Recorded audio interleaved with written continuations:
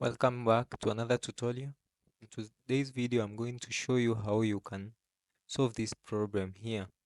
You can see that when you come to icons, no icon are displayed here.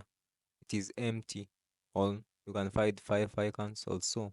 So go to your settings, uh, click on SDK Manager, copy the link that you can see here.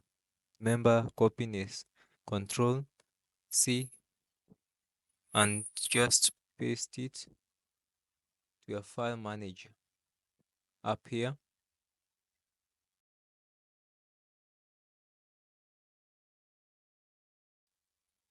Location. So click on icons, materials here, and delete this txt.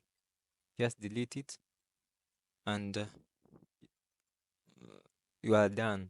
So let us confirm. So go to new vector assets and click on here, and you can see that icons have been displayed well. So that is it. Thank you for watching. Till next time. Bye.